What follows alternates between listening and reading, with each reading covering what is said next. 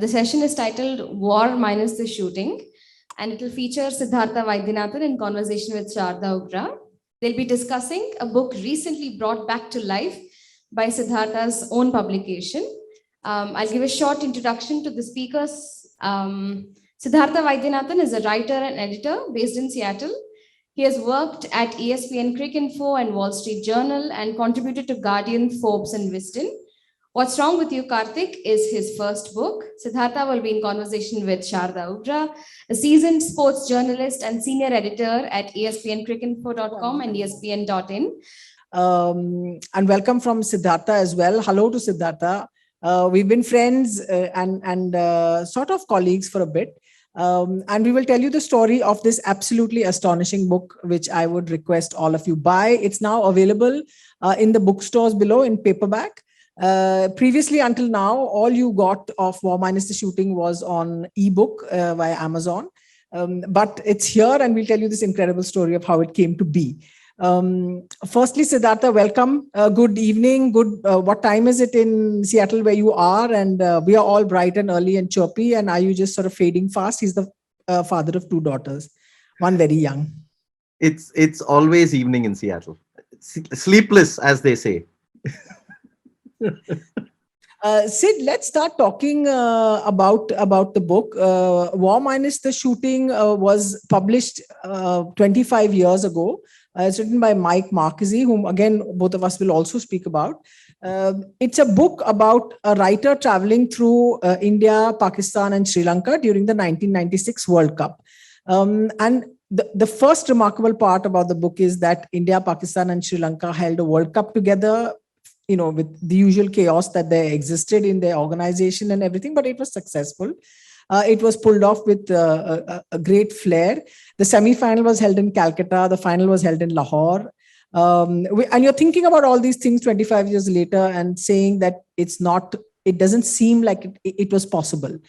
Before the World Cup, they had a joint India-Pakistan team traveled to Sri Lanka in solidarity of the Sri Lanka and Colombo, which had a very, very a huge and a devastating bomb attack in central Colombo. They traveled together. They all wore whites. They played a limited overs match. And Mike Marqusee has written all these stories. Siddhartha, tell us about when did you come to the book? What fascinated you about it? And when you look at it 25 years from now, does it all look virtually impossible? Like, how did it even happen? Yeah, absolutely. I mean, you did mention that the semi-final happened in Calcutta and the final in Lahore. The quarter-final happened in the very city where you're sitting in. And what a game that was. India, Pakistan in Bangalore. I mean, when are we going to see that next? I don't know. I came to the book in early 2000s. I would say around 2004, I think. 2003, 2004, when I just joined Cricinfo. Actually, I found this book in Sambit Bal's office. Sambit Bal being the editor of Cricinfo then and continues to be the editor of Cricinfo now. And I picked it up and I read it. And of course, the 1996 World Cup was formative for me. I mean, for somebody, I was studying in school back then, to watch that tournament under lights, to come back home from school and then to watch Tendulkar blasting attacks here and there. I mean, that is growing up, right? That is how many of us grew up. And then to read that, but to read Mike Marqusee was to understand how little I understood of that World Cup, because I knew what happened. I knew scores, I knew wickets and runs and all that. But Mike Marqusee's book was the big picture. Like, if you want to understand the World Cup, if you want to understand the countries at the time, the political aspects, the social aspects, the disparities, and the corporatization that the game that was seeping into the game. And so that really blew me away back in 2003, 2004. And then, of course, I've read it multiple times over the years and learned so much about it. And, you know, so 25 years later, which was in March this year, when that World Cup turned 25, I thought, what better way to commemorate that World Cup and celebrate that World Cup than discuss the book, for which, of course, I contacted you to come on my podcast and to talk about it. As you can tell, Sid is much younger than I am. I was a journalist at the time during the 96 World Cup. I was one of the younger. I used to work for the Hindu And I traveled. I did a couple of games at that World Cup. I was sent to Sri Lanka just after the bomb attack. And my family believed that nobody else wanted to go, so they send you. They send the youngest person. Anyway, they send the girl. So so I had met Mike Marquis. I'd read his earlier work, and I sensed that World Cup. I felt it very palpably in a way when I was traveling. It was a time that to me, which I talked about in the podcast, marked the moment where we went from being a fairly sort of civil cricketing country to becoming jingoistic. And what we didn't tell at the time, we didn't see at the time. If I tell younger people now, all of you, anyone who was born, say, after 1996, that Indians would clap for boundaries when they were hit by foreign cricketers, and they watched test matches with complete calm, and you rarely saw flags on stadiums. In fact, when in 1987, as a young spectator, I carried a flag, and I was the only one in the entire stadium who had a flag, which I brought from Khadi Bhavan. And so it was that part. This is 96. The country is changing, but we don't see how. And Mike saw it in his book because he brought a very unique and a very original view to cricket at large, not just this event. And he was able to use it. He was able to use that view and those eyes and that background to come into this, to tell us what that event was like, what it stood for, and what it was going to become. And now when you look back on it, you realize how many things. It was such a prescient book, and he was such a prescient writer. Sid, did you get to meet Mike at any point in time? Mike is a friend of mine. He passed away a few years ago from cancer. But Sid, did you ever get to meet him or hear him speak, or did you read Anyone But England, which is Mike's first and most famous book? Yeah, I read Anyone. This is actually the first book of Mike's that I read. But then after this, of course, I went and read Anyone But England and was blown away by that as well, and continue to be blown away. I mean, even to, as recently as this month, and we are talking about, the English cricket and the racism there, and Asim Rafiq and all the allegations. I mean, Mike saw all that years ago when he wrote about the racism in Yorkshire. And then, of course, I read other books by Mike on, Muhammad Ali. He has written a fantastic book on him. And then I read a wonderful book by him about the the British elections in 1990, where the Labour Party basically snatched defeat from the jaws of victory, which is the title of the book. And so, yeah, I mean, marvelous writer on variety of subjects, but also, talking about meeting Mike. It's amazing how I met Mike once, and that was during the launch of another fabulous book about the subcontinent, which was Pandits from Pakistan. And this was by Rahul Bhattacharya. And the book launch for that was in Bangalore. One of the launches was in Bangalore. I went for that, and Mike was there along with his partner Liz. And I got introduced to Mike, and I spoke to him briefly. And in fact, we ended up talking more about baseball than about cricket, which is probably par for course with Mike, because you would talk about things that you would least expect with him anyway. So Mike Marquis was an American born on the East Coast from a fairly politically active family. He was Jewish, and he moved to England, where he met Liz, whom he called his favorite English person, Liz Davies. She's an advocate. And I met Mike in 96 and slightly earlier. So Anyone But England is I'm not sure how many of you have read it. If you're cricket followers, watchers, just raise your hands if you have. So that's about 4. Sid, the room is packed, I have to tell you, in compared to what it was when we arrived. Anyone But England is literally like a rewriting of cricket history from the point of view of an outsider as to what it looks like to him. And for all of us, that was a book that said, finally, he's saying what, all of us are reading. When we grew up in the 70s and the 80s, all that was good about cricket was written about English cricket or Australian cricket, or we didn't have as much, or we didn't have access to it. And Mike literally took this and he just shredded it to pieces. And that's when I met him. And he'd written a novel called Slow Turn, which I've said this in many places. So forgive me if I'm repeating myself to anyone who's here. The first line of that book starts, it's a detective book or a crime fiction. It says, in Madras, the umpire was murdered and that made us uneasy. That was the first line of the book, and that's it. I was sold. I read the whole book and I started reading. So I knew Mike, and I knew about his anger against injustice. That was his thing. But he also had fun, so he could walk into a cricket match and trash, but he enjoyed the cricket. So Sid, War Minus the Shooting is full of these brilliant descriptions of cricket and of cricketers, that he's at a very perfect distance with cricket. He loves cricket, he loves cricketers, but he understands and he can see through all the blah that was suddenly beginning to build. In War Minus the Shooting, there's a brilliant chapter. There's a brilliant section of him meeting one of the heads of Pepsi, who said, "What is it? No, there's nothing official about it, or is it? Yahi hai right choice. Yahi hai right choice." He met this, and he talks about this. I'm holding the book up again because I've been ordered to. It's available. Please buy it downstairs. It is absolutely super.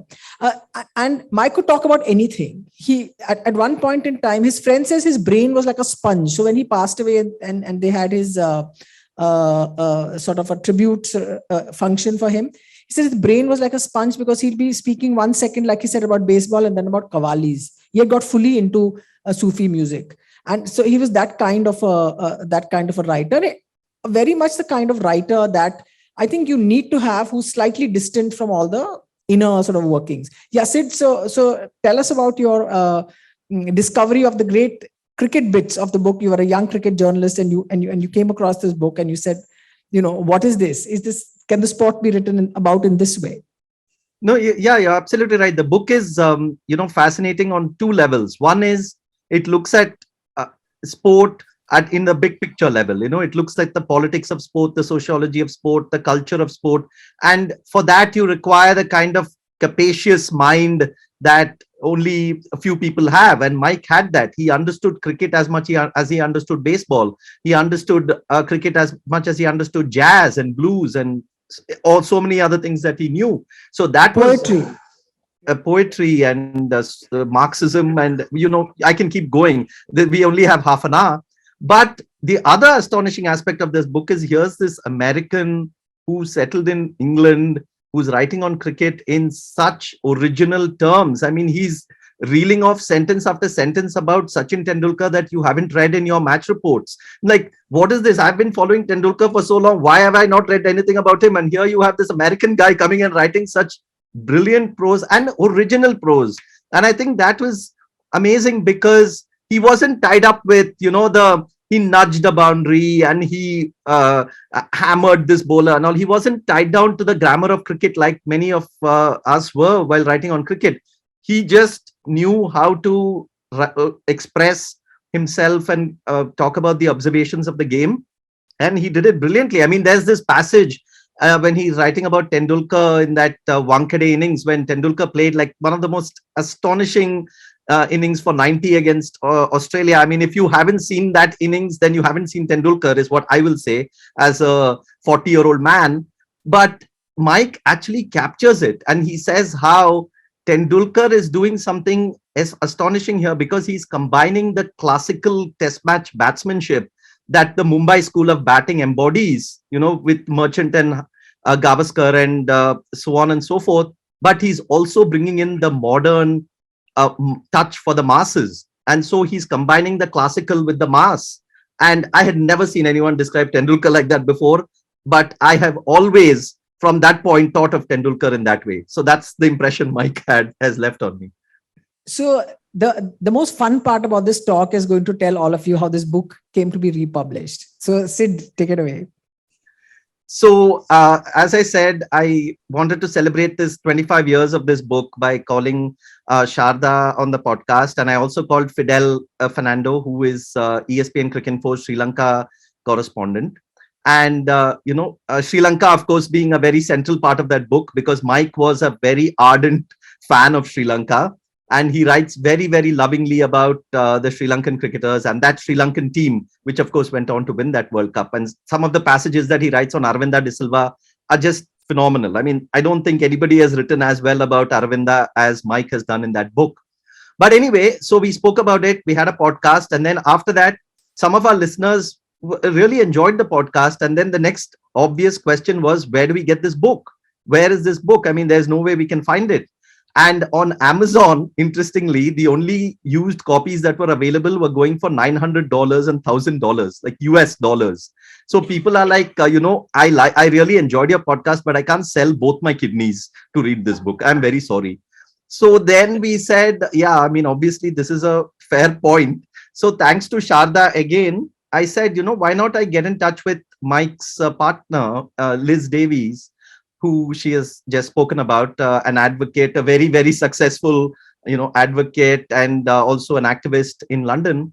And so I wrote to Liz and I said, we did this podcast. It'll be great if you can have a listen, and I'm sure you might enjoy it. But also, people are asking about the book. So, do you know anything about any plans that the publisher has? And it's 25 years. Would they be interested in coming out with an anniversary edition?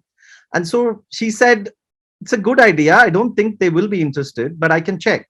So she checked, and then they said, no, we are not interested. We don't have any plans.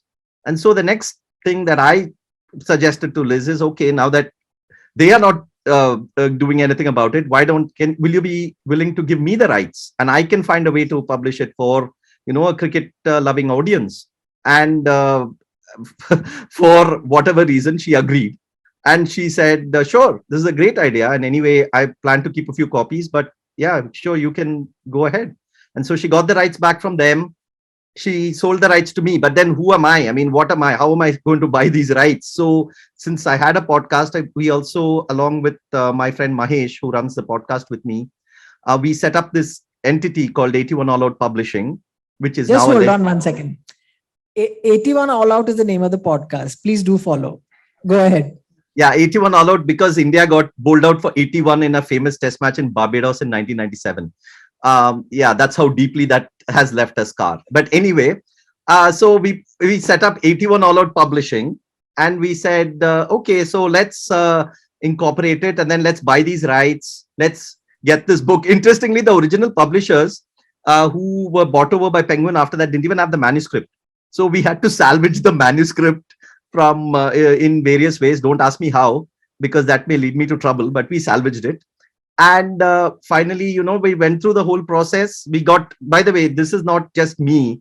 We had help from scores of people for this project, designers, photographers, editors, journalists. There are a lot of, it took a village to help us, even lawyers who had to advise us. And finally, the book is out. It is with Sharda now. It is on Amazon. It is e-copy. And yeah, it's a great privilege to have some kind of ownership of a book that I so adored and loved.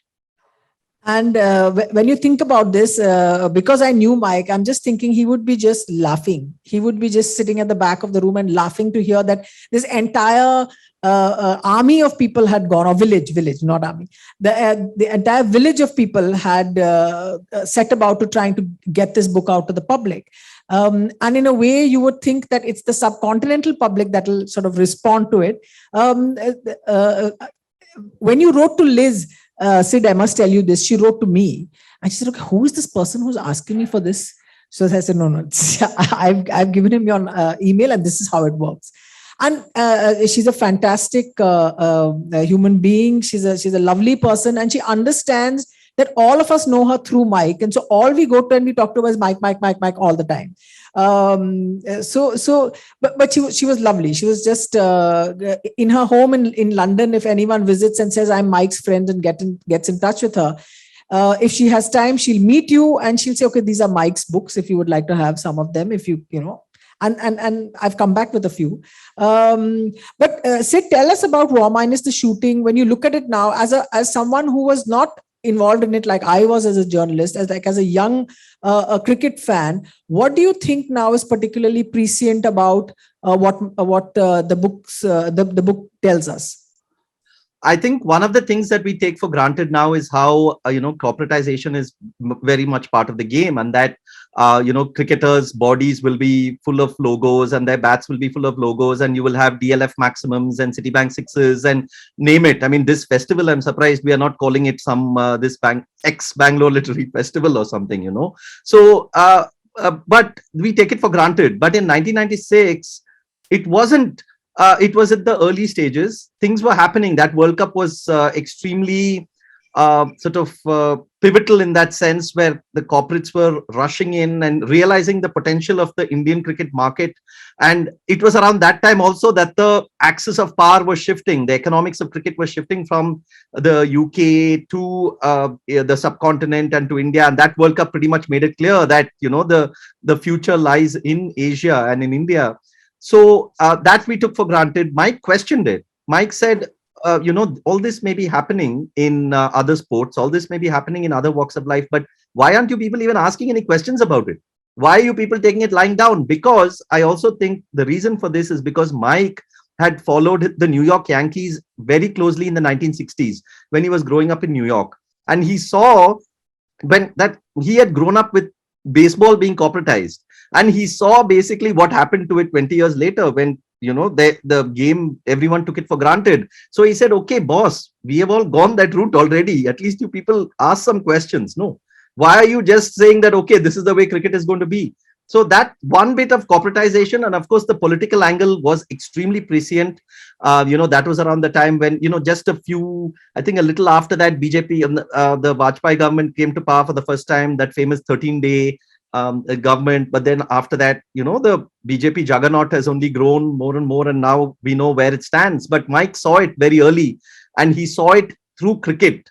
He understood how cricket, being the vehicle of nationalism and jingoism, was also very connected to the political forces at play, whether it was Shiv Sena in Mumbai, or whether it was the BJP's gradual ascent, or in Pakistan, how presciently he saw Imran Khan. I mean, he read him so well.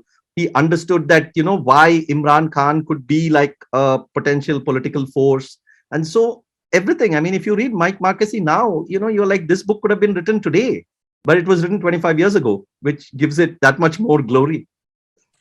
One of the interesting things in a conversation that I had with Mike very early on, it just struck me, is he said, what I like about Indian cricket is that the crowd response is spontaneous. They're responding to the event that has happened. He says, whereas in American sport, you've got these these DJs, and you're saying, you're shouting defense and whatever it is at a basketball match, and it's orchestrated. He said in India, it's not orchestrated. It's spontaneous. It's real. And now, of course, where we are, is that it is orchestrated at IPL games, and you've got this chanting, and it's but the book still contains a great love for the region. I mean, I was just thinking, we now have about 8 minutes.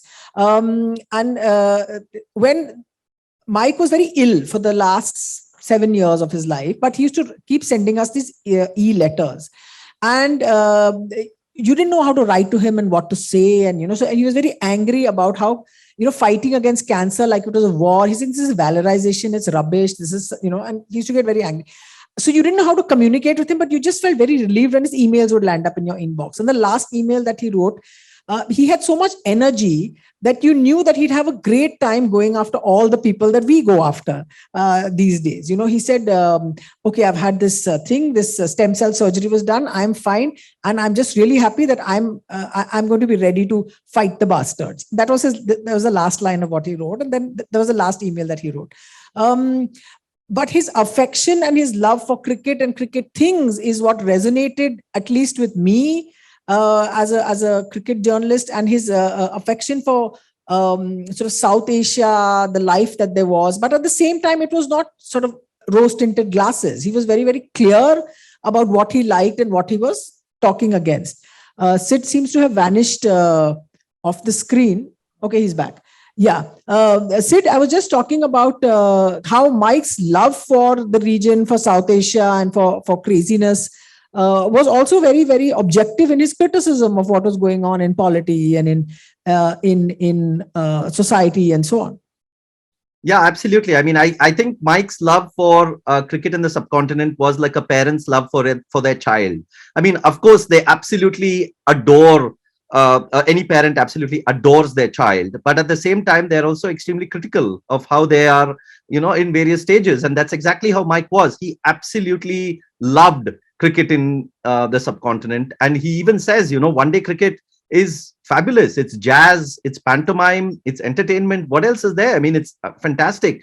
But at the same time, he was surgical when it came to criticizing aspects of the game and the way in which it was going. And that, is true love. I think, you don't just want to accept something blindly. You want to also question every aspect of it. So, yep. I suppose that's the difference between love and worship. It's like two different things. Sid, also tell us quickly, we'll just keep about 5 minutes for questions, if that's all right with you. Why don't you share with the audience here about how he responded to crowds and what happened during that semi-final which got delayed because people were chucking things on the ground. India, Sri Lanka. Yeah, Mike Marquez also in his younger days was a very, active, protester. He took part in many of the anti-Vietnam War protests in the US. And then, of course, when he went to the UK, he was very active in politics, in sort of activism. And so I think he understood crowds instinctively. And the Eden Gardens crowd, the reaction that they had. Mike Marquez writes one of the most original sort of pieces about that crowd disturbance in the book. What he does, and this is astonishing for me even today, and each time I think of it, it is astonishing, is that he goes to the game, he sees the match, and then he sees people throwing bottles. Now, what is the automatic reaction of a journalist when they see people throwing bottles? You report it, you write it, you say it's shameful, you criticize it. But Mike Marquez went outside after the game. He goes to those and he says, he finds the people who are throwing bottles and he says, now you listen, why were you throwing bottles? Can you explain to me why you were throwing bottles? First of all, this is an absolutely remarkable thing to do. But then he actually breaks it down step by step. And he says, okay, it's one thing to say they're throwing bottles and disturbing the game, but why? You're selling this grand national dream. You're saying that, you're building this alternate reality of saying that India winning a cricket match is equivalent to a nation, showing its strength on the world stage. And obviously, if India loses, they're thinking that the nation is shamed and they're throwing bottles. Who's at fault? They are at fault or you're at fault? So, that kind of thought is so original and so refreshing. And each time I read that chapter, I'm like, wow, like how amazing is that to distill all that in that brief period of time when you're at the game and then write it. It's just phenomenal. And when we're looking at that sort of expression and that analysis almost of what happened with crowds, and we're looking at where we are now, where you cannot even cheer for the Pakistan team if you're a fan. It doesn't matter whether you're a Hindu fan or a Muslim fan. You cannot even cheer for them. So this is sort of where we've reached. And very quickly, since I now have a captive audience in front of me, no, you can leave, actually, the door is open, that Mike said something in one of his messages that he sent, because he was a political activist. We will take your questions, we promise. At one point, he had gone to the Million Man March in Washington, and his father and his parents and all were very involved in this. And he was so fed up. He said, I came back from the march and said, what is going to happen? We keep going. It was against the Vietnam War. And he said, we keep going to these meetings and nothing happens. And what's the point? What's the point? What's the point? And about 30, 40 years later, Nixon's papers were released to the public, and they found out that he had been thinking of dropping a nuclear bomb on Vietnam. And then the march happened. And they said, no, public sentiment doesn't look like it's right. And at that time, Marx said that then you realize that basically all of us who protest, all of us who go out, all of us who do these things, we are always going to be the losers because we are contesting against power. But the point is that when the time has to come to shift, our voice sort of will be heard. So questions now for Sid, anyone? Yeah. Hi, Siddharth. Hi, Sharda. Sharda, you briefly mentioned at the beginning about one of the most significant events of the 1996 World Cup was that when Australia and New Zealand refused to travel to Sri Lanka. A joint India-Pakistan team went to Sri Lanka to show solidarity. It was amazing. Wasim Akram opened the bowling with Javagal Srinath, if I'm not mistaken. Do you think something like that can ever happen again? I'm quite a cynic, so I'll say no. Sid is far away, so I'll ask him. I would not say no, but I would hope such a thing happens. But more importantly, it is quite astonishing how today we believe that such a thing will never happen. I mean, that is how far we have traveled, and that is unfortunate. So I just hope that there are young people here who will say, what rubbish, of course, we'll make this happen. And it shouldn't be done as a publicity exercise. That was spontaneous and that was done by the cricket board. The cricket board sort of stepped up and said, okay, we are going to do this. We are coming. So one more thing very quickly, sorry, I'll just give you 1 second, is that the cricket board at that time had the power to talk to governments. And there's a story that a friend of mine told me, and I won't say exactly when and how. It connected India and Pakistan. And someone in the cricket board was speaking to someone in the ministry, like the foreign ministry, and said, sir, if you want to cancel the tour, you cancel the tour. We can't cancel it. We are going. So that was the conversation that was there at the time. But anyhow, sorry, go ahead. Sorry, go ahead. Your question. Hi, Sid. Hi, Sharda. My name is Omkar. I was in college during the '96 World Cup, and in a college that was so away from civilization that news even trickled in only a few days later, and those were not days of Cricinfo and all of that. So you couldn't really follow the games quite actively. The standout moment for many of us during that World Cup was the Sohail Prasad over in Bangalore. And I remember watching it in a common room of about 100, 150 20-year-olds, full of body odor in that room. And I even remember a Kashmiri Pandit friend of mine flinging his chappal on the TV when Sohail pointed at the boundary. Anyway, my question is, here's a gentleman, Mike, who is American, who has political leanings from the 60s, Jewish, probably grew up in New York. What drew him to cricket? What drew an American who you really wouldn't understand cricket? What drew him to cricket, really? Have you ever guys talked to him about it? I'll give it to you, Sid. I'll speak to you because you're... No, I've only read what he has written about it. I haven't spoken to him personally, but I think one of the things that drew him to cricket was how different it was from many of the American sports that he had grown up following, and how he genuinely believed, in what he called the democratic spirit of cricket. And, he felt that it was still at a stage when he got in the 70s, when he began understanding the sport, he felt it was still at a stage where, the corporates hadn't totally come in and the game hadn't completely sold its soul, as we may say today. And that really drew him to the game. And he loved watching county cricket. He used to go to many of the county games just to, take the rhythms of cricket. And I think he liked the fact that, one could just go spend a day watching cricket, not really having to worry about anything else, and how cricket also was woven into the fabric of society. So I'll answer that to you separately, but because we are out of time, thank you so much for all of you for being here. Please do buy this book if you haven't. If you know someone who's bought the book, borrow it for them and read it. It's absolutely sensational. And I think a round of applause to Sid and 81 All Out for having reprinted it. So thank you very much. Thanks a lot. That was a lovely session. Thank you, Sid. Thanks very much.